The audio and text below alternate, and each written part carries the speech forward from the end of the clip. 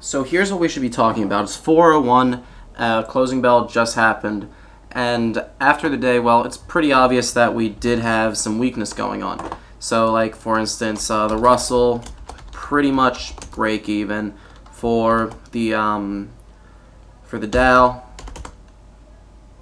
down about 50. The S&P was terribly weak, down 6.5, and then the Nasdaq, all because of Apple. All because of Apple. It's like the only stock that's actually advancing there.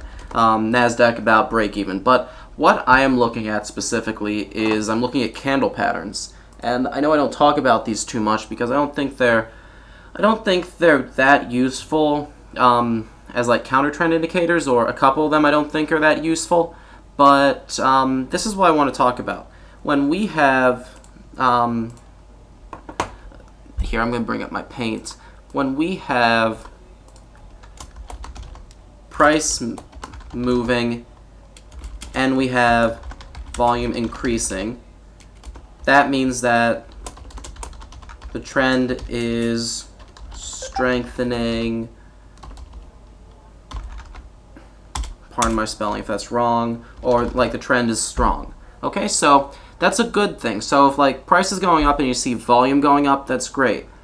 Or if you see price going down and volume going up, well, that's great if you're a short seller. But the big caveat, and this is really good to use with candlestick patterns, is, and this is what happened today. I'm putting it in, I'll put this one in a different color, this one in blue.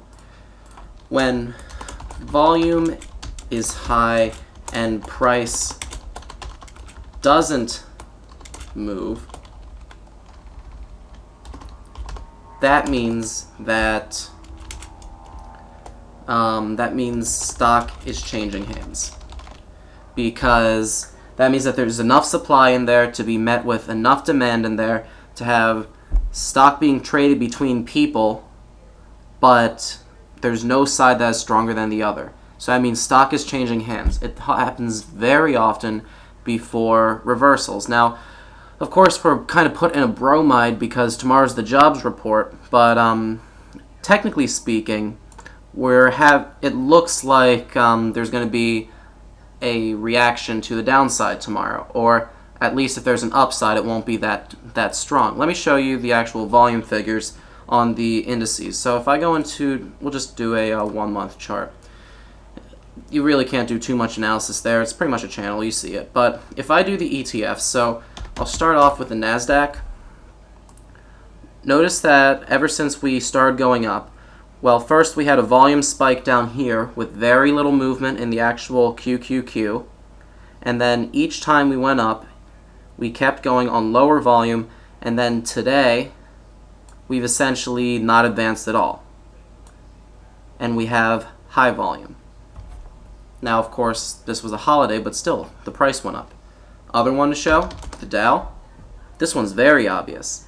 It would be called, if you do candlesticks, it'd be called a doji, or we could call the actual pattern maybe even a harami. But look, I think that we can call that a volume spike, because the last one we could just say, oh, it was a holiday. But this one, no, that's a spike. The Russell, IWM, nothing too much on that one.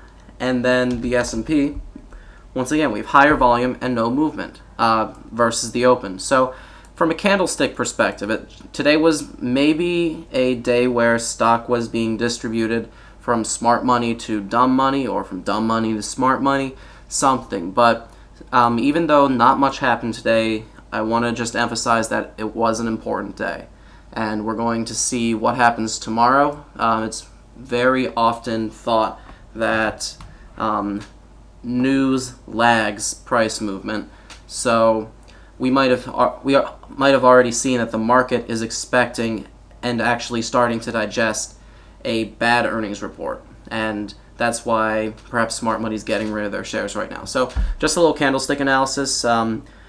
It's all going to be down to tomorrow, but you saw what happened today. All right, thanks for watching.